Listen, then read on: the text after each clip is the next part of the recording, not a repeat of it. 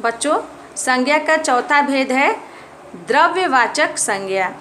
परिभाषा देखते हैं पहले कि जिन शब्दों से किसी द्रव्य, पदार्थ अथवा धातु का बोध हो उसे द्रव्यवाचक संज्ञा कहते हैं। ये द्रव्य, द्रव्य नहीं बच्चों, एक होता है ना द्रव, द्रव जो होता है तो उसका अर्थ होता है लिक्विड। ये है द्रव्य, द्रव्य है बच्चों, ध्यान देंगे।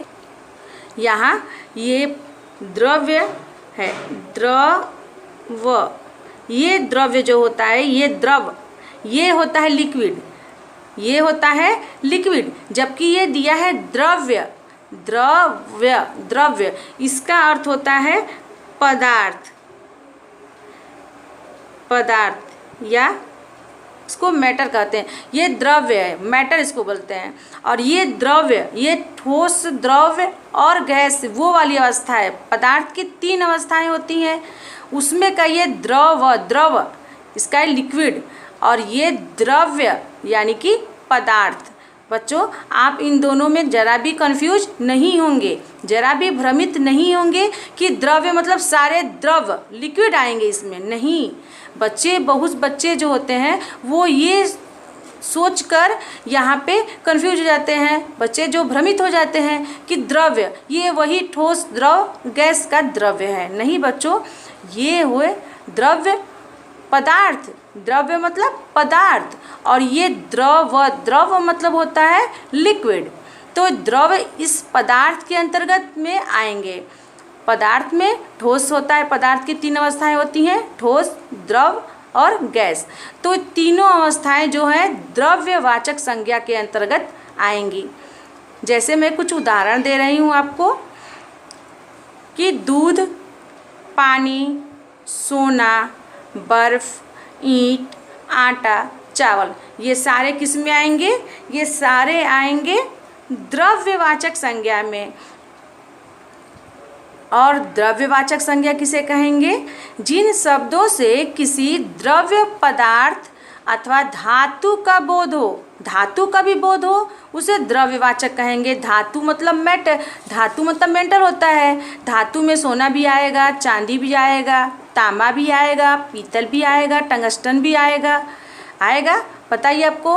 तो ये सारे धातु जो होते हैं तो उनका बोध होता है, वो आते हैं द्रव्यवाचक संज्ञा में। अब द्रव्यवाचक संज्ञा में ईंट भी आएगा, मिट्टी भी आएगा, पत्थर भी आएगा। और गैस में क्या क्या आएगा? हमको पता है कि गैस में ऑक्सीजन होती है, कार्बन डाइऑक्साइड गैस होती है, फिर वायु है। तो ये सारे द्रव्यवाचक संज्ञा में आएंगे। अब देखते हैं बच्चों समूहवाचक संज्ञा। तो आगे हम देखेंगे कि समूहवाचक संज्ञा किसे कहते हैं और इसके क्या उदाहरण हैं। समूहवाचक संज्ञा या समुदायवाचक संज्ञा। बच्चों, कुछ बच्चे समूहवाचक संज्ञा या समुदायवाचक संज्ञा देखकर परेशान हो जाते हैं, घबरा जाते हैं कि ये समूहवाचक लिखा है यहाँ पे और यहाँ पे समुदायवाचक लिखा है, दोनों में तो अंतर है। नहीं बच्चों, दोनों में कोई अंतर नहीं। समूहवाचक संज्ञा और समुदायवाचक संज्ञा में कोई अंतर नहीं, दोनों को एक ही बोलते हैं। कहीं कहीं समूहवाचक लिखा रहता है, कहीं कहीं समुदायवाचक। दोनों का अर्थ एक ही है। इससे ग्रुप का बोध होता है, इस संख्या से, इस शब्द से ग्रुप का बोध होता है, उसको समूहवाचक संज्ञा कहते हैं। समूहवाचक संज्ञा नाम से ही पता चल रहा है कि समूह या समुदाय का बोध हो, उसे समूहवाचक संज्ञा कहते हैं। अब हम इसकी परिभाषा देखेंगे। बच्चों, अब आपको हम बताएंगे द्रव्यवाचक संज्ञा के क्या उदाहरण हैं और आपको समझाएंगे कि द्रव्यवाचक संज्ञा किसे कहते हैं। आप इन उदाहरण द्वारा समझ जाएंगे कि द्रव्यवाचक संज्ञा के उदाहरण हैं, क्या उदाहरण है और इसमें कौन कौन से पदार्थ आते हैं द्रव्यवाचक संज्ञा में। जैसा कि आपको पता है कि द्रव्यवाचक संज्ञा की परिभाषा है कि जिन शब्दों से किसी द्रव्य, पदार्थ अथवा धातु का बोध होता है उसे द्रव्यवाचक संज्ञा कहते हैं। जहाँ किसी पदार्थ का नाम आप सुनेंगे, जैसे कि सोना, सोना सुने तो आपको पता चला कि सोना जो है कोई धातु है। पीतल, ये भी कोई धातु है। तो धातुओं के नाम को धातु जब होता है तो धातु को द्रव्यवाचक संज्ञा कहते हैं। यहाँ मैं कुछ धातुओं का या पदार्थों का नाम दी हूँ, जिसको देखकर आप उसका उदाहरण द्वारा समझेंगे कि द्रव्यवाचक संज्ञा क्या होती है। देखिए बच्चों, यहाँ मैं कुछ उदाहरण दी हूँ। आटा, मिट्टी, ईंट, ऑक्सीजन, पानी, दही, बर्फ, धुआं, ऊन, ये सारे पदार्थों से मिलकर बने हैं। इनमें से कोई कोई पदार्थ जो है वो ठोस अवस्था में है। देखिए जैसे आटा, मिट्टी, ईंट, ये सारे ठोस अवस्था में है। अब आगे देखिए ऑक्सीजन। ऑक्सीजन जो है वो कौन सी अवस्था है पदार्थ की?